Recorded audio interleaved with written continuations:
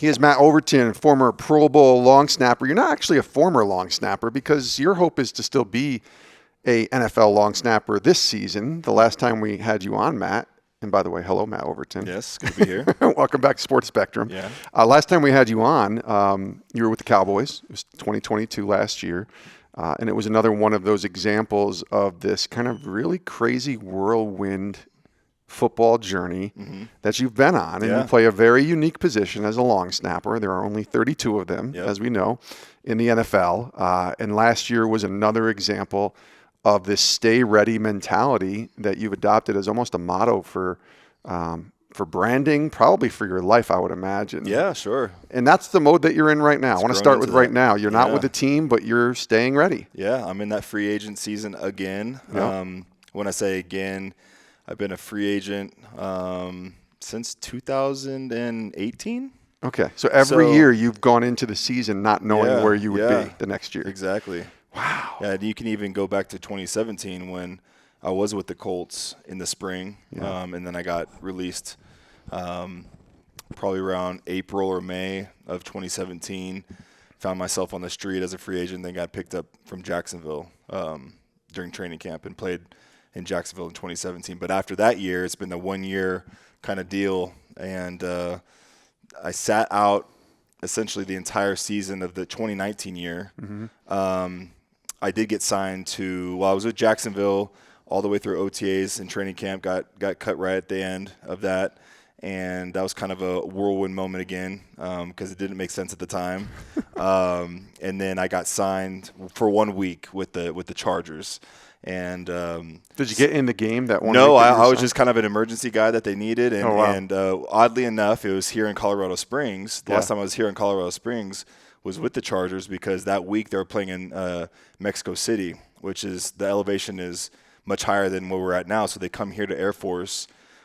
Teams in the past have come here to train for the week to quote unquote get acclimated to the elevation. Okay. And so when they needed, their snapper had elevation sickness and was unsure if he'd make the game. So they signed me. I came out here to Colorado Springs and stayed here, flew to Mexico.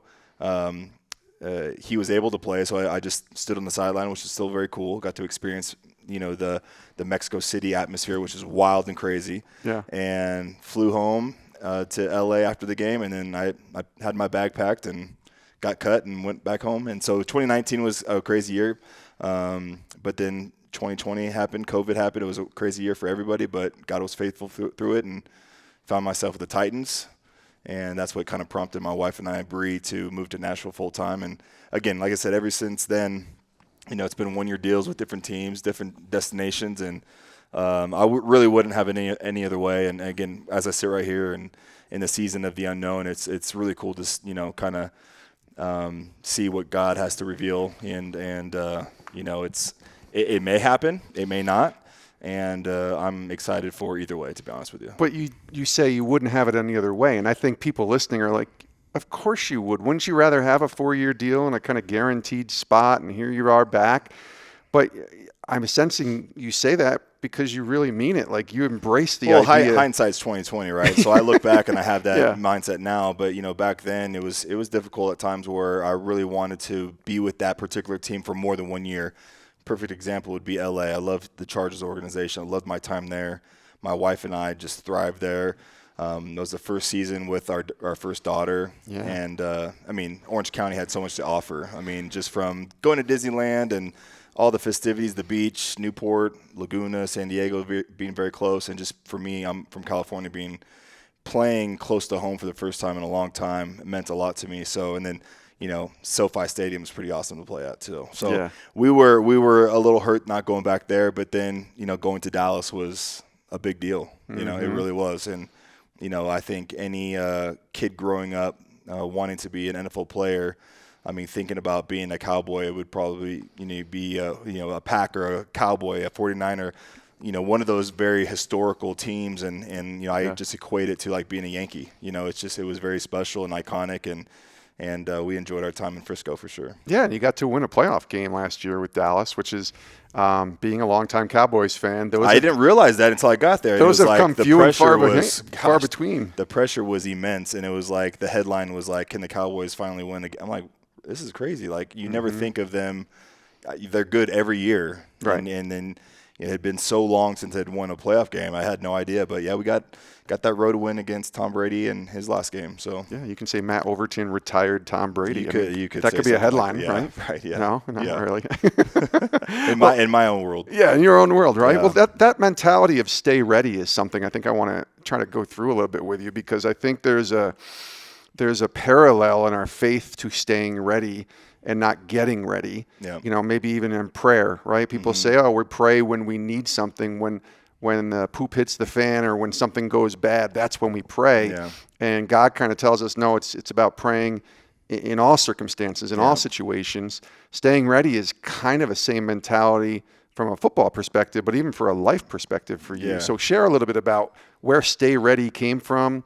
And it's the name of your podcast. It's the name of your brand. Yeah. But what is Stay Ready in the mind of Matt Overton? Well, back in 2017, when I became that free agent again, I just remember, I would tweet something and it would be #StayReady, and this mindset of mine at the time was, I'm preparing for an opportunity to play football again.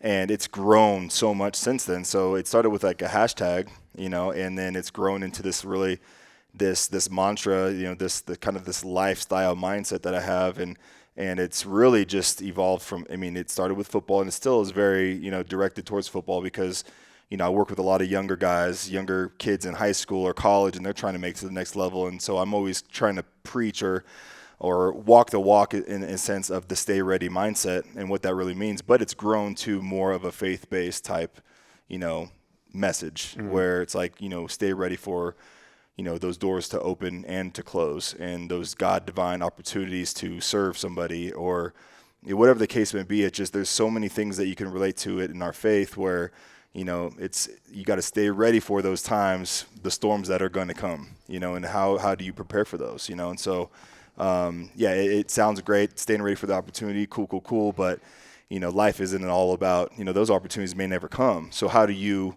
respond to that? So for me, it's like, I want to stay ready. I know I got a lot in the tank left to play football.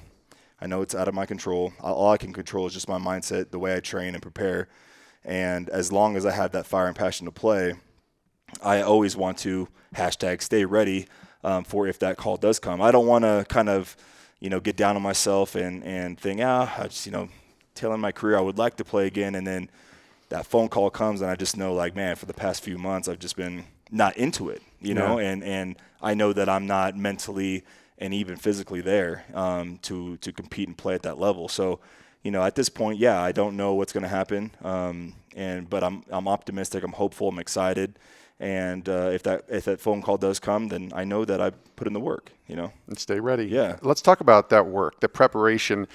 We see a little bit of it on social media, but most people, I think, would think, okay, the position you play is long snapper, so you just practice snapping long balls for hours at a time, and I'm sure that's part of it. Yeah. But there's also a lot. You've been doing this a long time, so I'm sure you figured out tricks along the way too. But there's probably a lot of core work and a lot of leg work. I just train technique. like a linebacker. I really do. I train with anybody. I'm not super specific on who or what I train. I do everything as if I'm going to be a linebacker. So I'm doing agility, footwork, strength training always there, and I want to be the best athlete that I can be. So that's what what I do. Yes, I have a very special, unique position that not many people can do. So that's very particular, and I have that group of guys that I work on that craft with.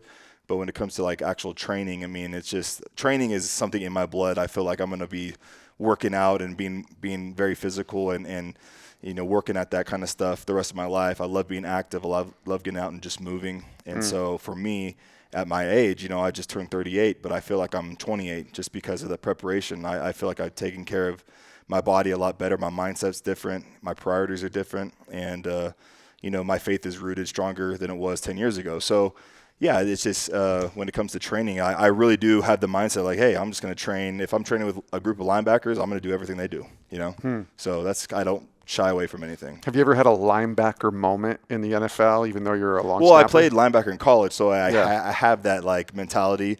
And the only long linebacker moment that I would have would be playing a scout team position. if they need somebody, or me making a tackle on punt. Well, that's what I was going to ask you. Like on a yeah. long snap on a punt or something, what's your favorite? I got to hit somebody and I maybe even caused a fumble or maybe recovered a fumble. Yeah. What's your favorite moment that comes to mind? I mean, I pride myself on making tackles, and it's hard because you only get so many opportunities to do so. And, sometimes you're not the fastest guy. I mean, most of the time you're not the fastest guy on the field, or you don't get down to first. So opportunities that present themselves to make that tackle are kind of slim to none sometimes. But, I pride myself when I make those tackles because it's the icing on the cake. You want to go down there and be an athlete, make a play, and you want to get recognized for that. So I think it's a stat, across the board of all long snappers. Like, you take a lot of pride, like, all right, I have more tackles than that guy. And because, again, it's just far and few in between. And so my moments are, guys I look back on who I've tackled. And again, it's not a big deal for most, but for me, it's like, all right, well, Julian Edelman and Joshua Cribbs and Darren Sproles, guys who were like perennial Pro Bowlers at that position. Like, hey, I got a little solo tackle on them. I can hang my hat on that. Of course. Yeah. And I get fired up, so I'm pretty. I play emotional in the sense that there's a big kick made or I make a tackle, I get fired up. So I like to celebrate those moments. Do you feel, or have you ever felt like you were not part of a team because of the position you played, or does the NFL and the teams that you played on allow for that camaraderie within every player? Because you play a position, like we said, that's unique. So you're not, starting on defense and playing 100 snaps a game or whatever. Has that been what you've seen over the years? Is that sure. Most teams? You can easily fall down into that trap where you feel like secluded and you're isolated. And you in a sense, you are, because the three of you, kicker, punter, snapper, are kind of your own team within a team. Sure. You spend most of your time with those guys working on the side and all that kind of stuff. So the team rep during the week is very minimal. But like I said, when it comes down to training wise, we have the stigma as specialists. Oh, you guys don't do much. Oh, you got to have it easy. This, that, and the other. And they heckle us. But the respect comes from when you start training with the team, like in OTAs in the summertime and training camp. I never shy away from what they're doing. So if they're doing stuff, I want to jump in with them. I want to do the extra conditioning. I want to do the extra reps. And, maybe early on in my career, I kind of shied from that because I never maybe felt like I was welcomed into those groups. Sure. Just because of my position. But over time, I learned, like guys from Adam Vinatieri and Pat McAfee and really good players of that stature, that, they always involve themselves some way or another. And whether it's just even just sitting down at a different table at lunch and, like, bonding with other guys. So I definitely take pride in doing that and take initiative to do that, to where I feel like I gain that respect, and I love to be that. I mean, now I'm that old head in the locker room now. So it's like, hey, I want to try to talk to as many people as I can and get to know these young guys. And yeah, even though I'm not in the same meeting room as you guys, I'm still part of the team, and I want it to be known. Yeah, so that's good. And most coaches, I think, do a good job. They're good coaches of making sure that locker room is cultivated to be, sure, everybody absolutely. feels like part of the team. Let's put it that way. Yeah. That you mentioned the Colts time frame. I forgot this, but it was McAfee who was the punter, and it was Vinatieri, probably the GOAT of all kickers, as the kicker. How is he not in the Hall of Fame yet, by the way? Well, I think is he not eligible yet? His fifth year, he retired, I think.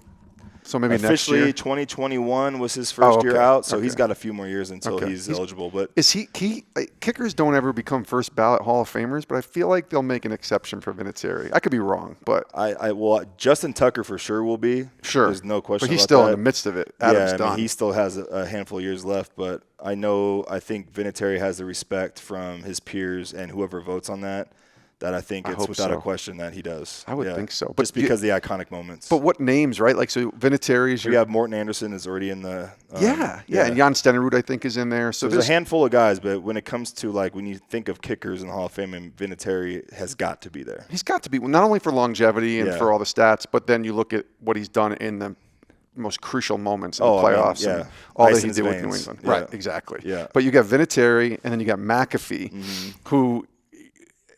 This is my question, I guess. At that time, if I'd have told you where Pat McAfee would end up right now hosting a show on ESPN, would you have said, "Oh yeah, I see that," even in 2014 or whatever year it was, 2015? Yeah. So I was with them for 5 years, from 2012 to 2016, before he retired. Yeah. it doesn't surprise me that he is successful off the field because he's always been successful. He's always kind of been ahead of the game when it comes to social media and just, you know, he brings a lot to the table when it comes to a comedic standpoint or just being very engaging and I mean, just very entertaining for that matter. And he's always captivated the locker room when he talks. He's a perfect example of a guy who, no matter what, he was just a punter, but everyone in that room, coaches, everybody respected him. And when he spoke, like everyone listened kind of thing. And so I am shocked because back in like 2014, all that kind of stuff, when he was trying to do things off the field, ESPN and NFL Network weren't really giving him the opportunities to do so. Right. He would make little cameo appearances on, the NFL Network and doing the morning show and that kind of stuff. But I know at the time he was really trying to like, hey, like ESPN will not, they won't return a phone call. They won't answer an email. And I know he was bitter, and it's pretty crazy that 10 years later, I mean, they came knocking and was like, hey, we need you. Yeah. And so I think from the aspect of ESPN hiring him, that's more of a shock than him being successful because I always knew everyone would have known that he was going to be successful in whatever he did. But as fast and as big as he gotten, I mean, it's pretty cool to see. It reminds me, like another guy like Dan Orlovsky, who I know well. And I don't know if did you play with Dan? I didn't, but that's another perfect example of someone who's right, backup quarterback, didn't play a whole lot, but basically worked his way up because, he wasn't being recruited or talent, the guy that everybody wanted when he got done because he was kind of a backup quarterback. He had to earn his stripes. Yeah. But you give him opportunities just like McAfee, and then you're like, oh my gosh. Well, it's more than just like hard. It's more than the stats. It's like it's the personality. It's like some of the greatest players that have ever played, could never succeed in that space because they just don't have the personality. They don't have the wit. They don't have the cerebral, strength to, it's so crazy how, like, on a whim, you have to just, like, keep going when things don't, prompter goes out, or you just have to keep going. And these guys are so smart, they just know how to, it's very natural. Would you want to do that? I mean, you do your own podcast, but would you want to dabble a little bit more into this, you think, when you're done? I don't know about, like, the TV kind of stuff. I love just sitting and having conversation. The podcasting world is something that I've gotten into and learning a lot. It's a two-man show right now, just starting organically, started out of my garage. It's a lot of fun. It takes a lot of effort. Staying consistent is the main thing. Yes. But I just enjoy sharing story and got some cool opportunities, hopefully down in the pipeline being in Nashville with the podcast and hopefully maybe joining a network here soon and seeing where that takes me. But nice. I'm definitely excited for that, so I think I'm a little more comfortable, maybe not in front of a camera, but even though we record podcasts, but it's you're not staring into a camera. Yeah. I like the more natural, just kind of like, hey, man, let's just have a good conversation. Let's get real, raw, vulnerable, and share some story. Yeah. Stay Ready is the name of the podcast, ironically, too, which is easy to find. This is Matt Overton. He's our guest here on Sports Spectrum. So I'll just leave it to you on how vulnerable you want to get here. But what's God been showing you? As you've been walking this season of life. Today in particular, today was pretty profound in the sense that I was, leading up to this, I was a little upset we couldn't go to the NFL version of PAO. So let me explain for the listeners who might not know what PAO is. So this is a Christian conference for athletes that we are at, and we're in Colorado Springs here at this conference particularly that we're at. And it's PAO, Pro Athletes Outreach, kind of summer conference that they do. That way we can give a little kind of background this is for our audience. NHL's chapter. Right. And this is usually hockey, but there's a lot of different sports that are here. Yeah. At this so conference. The NFL takes place, usually February, March, but we had our second daughter, Tatum, was born right before, just shortly after. It just wasn't safe for us to travel at the time or whatever the case may be, but we missed that one. And we really wanted to go because it was back in Orange County, and we had a lot of friends and old teammates going. Yep. And we love California. So anyway, we missed that, but we had friends, Ryan Johansson, James Neal, came here last year, and they're buddies of mine in Nashville, and that was their first time. They raved about it. I'm like, well, it's great. We've been the PAO NFL style. I want to check out this NHL style, and they're like, well, it's a little smaller, a little more intimate, a little more low key. I'm like, cool, let's go. So, but leading up to this, so the month of July for me in particular is like, this is my month to really take a step forward in my training because training camp is in August. It's the dead time in the NFL, guys who are on teams. This is the vacation time. This is family time. This is, let's have some fun before the real work starts for the next 6 months. But for me, like a free agent, this is like when training like takes off. Like I'm in pads, I'm snapping a lot, I'm just getting ready, and so like simultaneously there's like a specials camp going on right now in Gatlinburg in Tennessee, and I really wanted to go to, and I was like wrestling with the idea of, man, like I don't know, maybe I'll do that over PAO. And my wife was like, no, we're going to PAO. So fast forward to today. Today was like technically, our day one where we're doing our men's lunch, and we're just sitting there, and like just the conversation was just so profound, and it just made me realize in that moment that like, I was being very, very selfish with wanting to go train and not dive into my faith and go fellowship and just really just dive in with my wife, and we need it as a family and we need it as a couple. Sure. And we know how re-energized we get from coming to this. And to be excited about, being with a whole new group of people. I don't know much about hockey, and so I come here and I'm just sitting there and I'm just thinking to myself like, gosh, I really wanted to give this up for that. And I was just in the moment, I'm like, God, thank you for my wife for, nudging me to come here and encourage me. God doesn't care about me going snapping 100 balls. He cares more about me coming here to fellowship, to grow in my faith, grow in my walk, grow in my marriage with my wife, fellowship with new guys, and just the conversations that took place around that table is like, you have me right where you need me right here. Like, I don't need to be training. Training, again, we always talk about this. This is kind of the metaphor we always talk about with faith, like the effort we put in the gym, why can't we put the same effort into our faith? And this is the same thing. Like, I don't need to go out. God doesn't care about me snapping another 100 footballs. I need to be here working on strengthening my faith here. So I just was in that moment today. I was like, wow, this is great. I'm blessed to be here. So you said over the last 10 years is really when you've grown quite a bit in your faith. Yeah, well, 2014, my first PAO, I got baptized.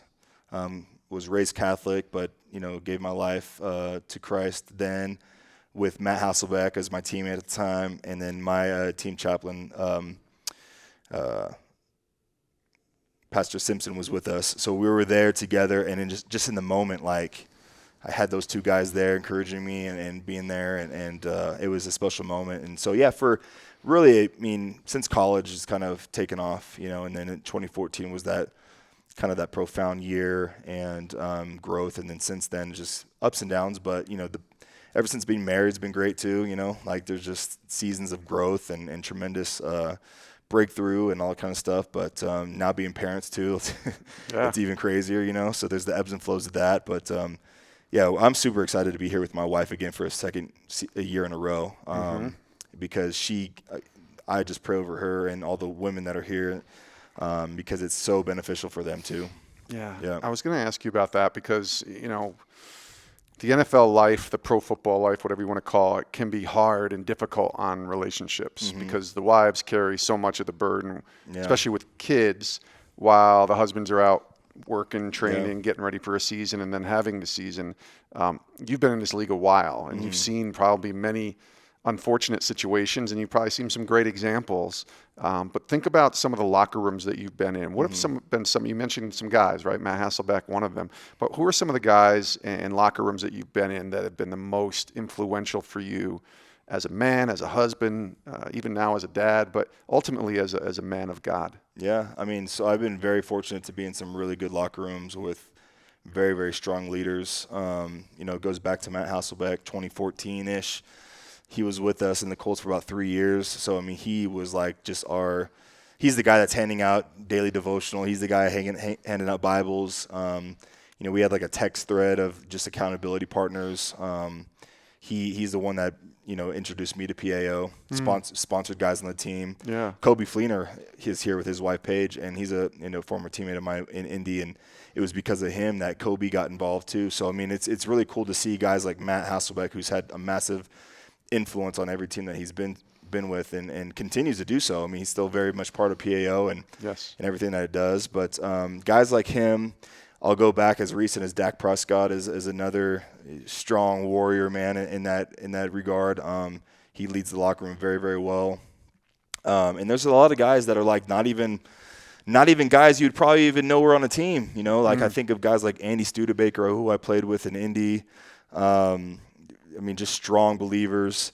I'm trying to think of like in So Tennessee was tough because when I was with the Titans during COVID, so we didn't do a lot of in-person stuff. We didn't get too intimate. But Ryan Tannehill, Kevin Byard, Brett Kern, I mean, those guys are just so strong in their faith and their walk. And those are all husbands. Those are all dads. And, I mean, a lot of those guys just lead by example. And, it's great. And like I said, now I'm like that old dad in the locker room. So now I'm hoping to kind of fill those shoes just like they did. All right. So let me ask you about a couple teammates. You mentioned Dak.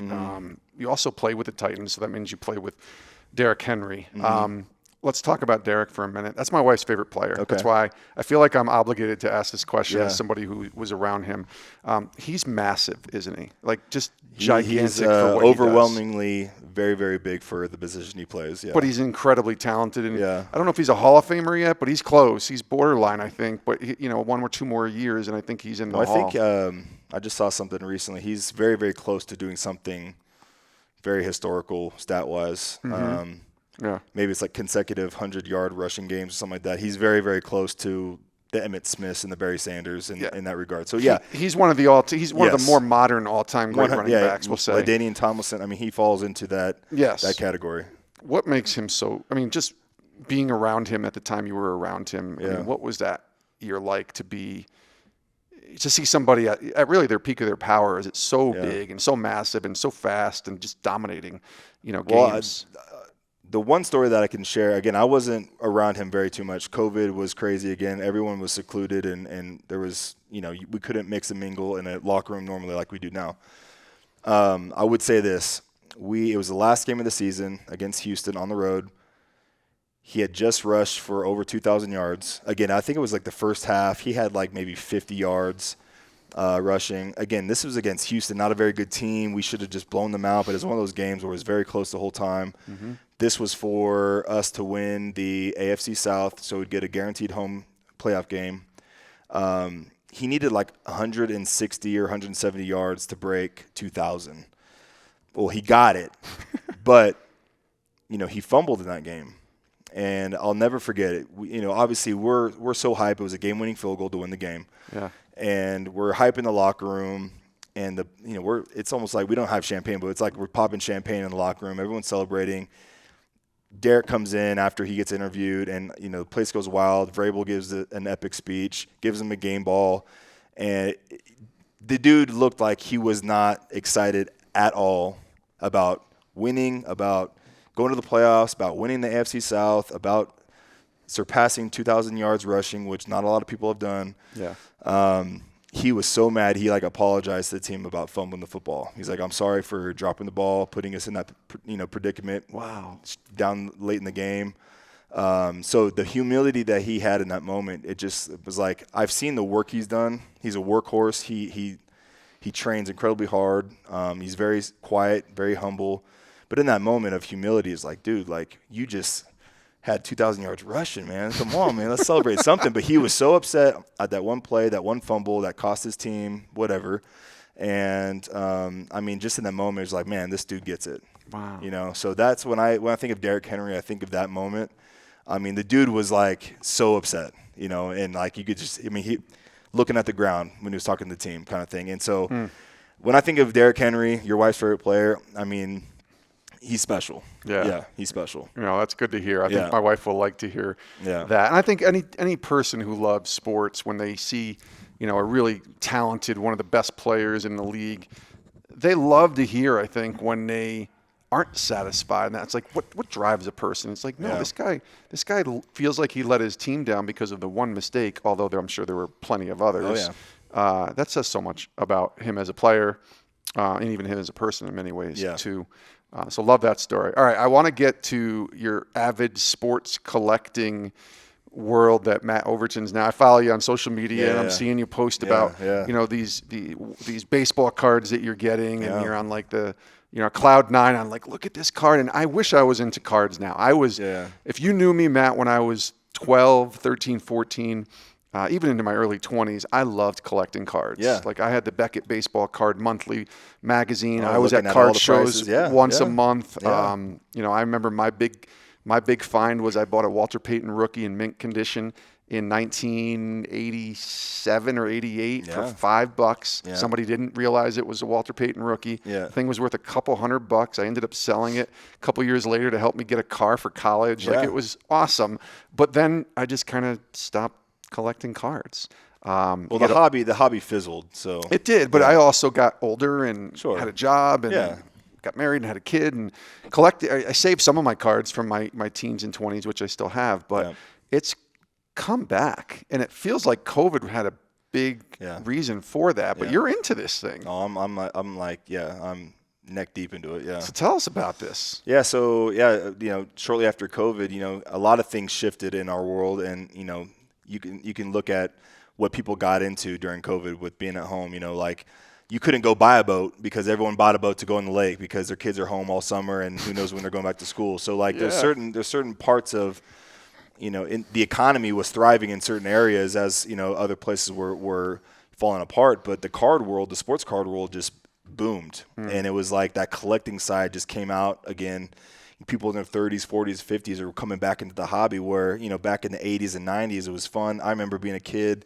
I'd go to my card shop. I'd collect Michael Jordan, all those guys, Sean Kemp, Gary Payton. I was a Supersonics fan. I loved basketball, so I was all in on basketball. I didn't collect baseball or football terribly too much, but now that I got back into it, I go back to this. I always share the story. This kid named Mason Feruli, 15-year-old kid from my hometown. He's been battling cancer for quite some time now, but he's an avid. He played baseball. Avid outdoorsman, fisherman, hunter, but he can't do a lot physically. So he got into the hobby and memorabilia and card collecting, and I saw a viral video of him. He pulled a 1-of-1 Aaron Judge auto, which is his favorite player. Now, 1-of-1 means it's the only card ever made of that particular card of that player. And that video went viral. Topps got a hold of it, set up a meet and greet for him and Aaron Judge at an A's game. That's awesome. Actually made his own collector's card for him.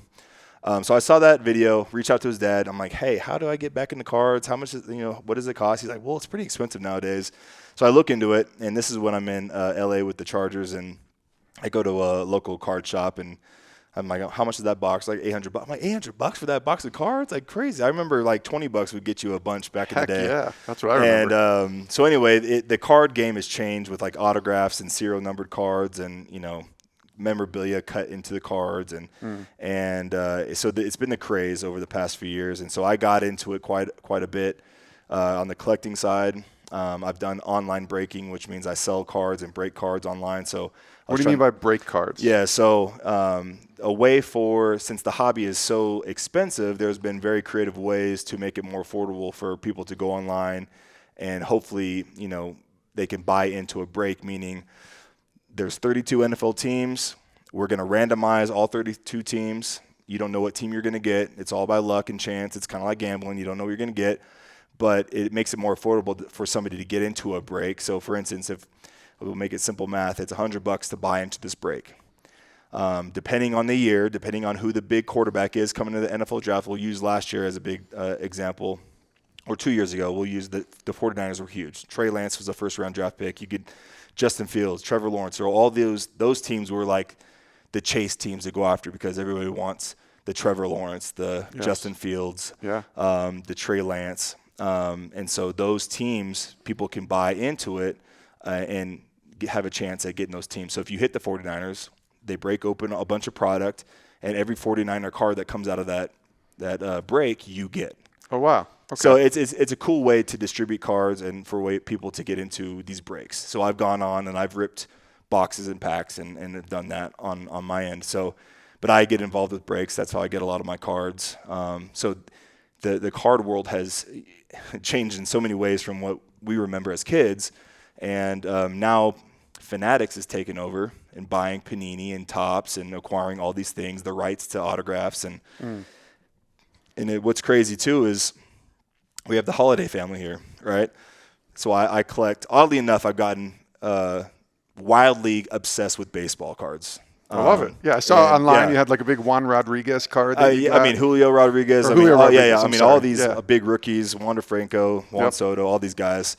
now Otani, Trout, all baseball I feel like is on the rise again. And De La Cruz, I think, with the Reds. De La Cruz with the Reds, yeah. So it's fun. But anyway, so Jackson Holliday, the son of Matt and Leslie, right? I mean, he's the big chase in Bowman product because he's a first-round pick and all that kind of stuff. So I'm in breaks and I've hit some Jackson Holliday cards but for his class, he's the big chase that guys are trying to get because he's the next big prospect. So it's interesting to see. I know he's been on the podcast before and whatnot, but it's cool to be on that side of collecting, but then also get to know his family a little bit. It's surreal. It's funny. It's kind of cool, and I love it. And I think it's cool for this new generation of athletes coming in. They can start investing into themselves, So, and for me, it's fun collecting teammates, because for instance, at the end of the year, we usually go around the locker room. Hey, man, sign my ball, sign my helmet, sign the jersey. I don't necessarily do it all the time, so it's cool for me just to have a card signed or something smaller that I can keep for keepsake, and so it's cool, man. It's a lot of fun. Do you have a room, like a locker, a place in your house where you have your collectibles? I have my little man space where I have my little some desk jerseys set up. hanging or whatever. Yeah, that's good. Yeah. I love that. What's your favorite baseball card, and then we'll close out the conversation here. I mean, I have the one that you've gotten. I have, some incredible Mike Trout and Shohei Ohtani autos and Aaron Judge autos. But my favorite so far is I hit the 1-of-1 Superfractor Julio Rodriguez rookie auto, which is a 1-of-1, and the Superfractor is like the cream of the crop 1-of-1 to hit. So I hit that, got very, very lucky, and so that's probably been my favorite card so far. And then you get like a PSA or something? Then you send it into grading, and you hope to get a perfect grade. Did you get a grade yet on that? I haven't yet. I'll submit it soon. Okay. So, yeah. That's awesome. Yeah. It sounds like fun. I think I don't know if I want to immerse myself back into it, but I almost want to watch from afar to see kind of how this has become such a craze again. And Fanatics being involved is going to really blow things up. And not to cut you short here, but no, you're good. Blake Martinez is a former NFL player who just retired. He's into Pokemon cards, which is something I know nothing about. Yeah, I don't know anything. But he essentially retired early, or maybe he retired on his own. But he decided to retire because he was making so much money selling Pokemon cards that playing football was no longer even worth it to him. Oh my! And he's been in the headlines quite a bit. So check out Blake Martinez. Wow. Yeah. And you know how much you can play football, so he must have been making pretty good money. He had like an 11, 12-year career, so, I mean, he had a great career, but he was like, hey, I'm hanging it up because I'm going to go sell Pokemon cards. That's how crazy it is right now. Wow. What a life. Yeah. Well, Matt Overton, man, we love you. We are too, so glad that you're back here on the show, but certainly always the stay ready motto. Yeah. I love what you're doing. Thank you. Hopefully, the next time we talk to you, we'll be able to have another another journey, another piece of the journey that you've gotten to go through, and who knows where we'll end up this year in 2023. Can't wait. Thank you so much, brother. Yeah, bud. Thanks a lot.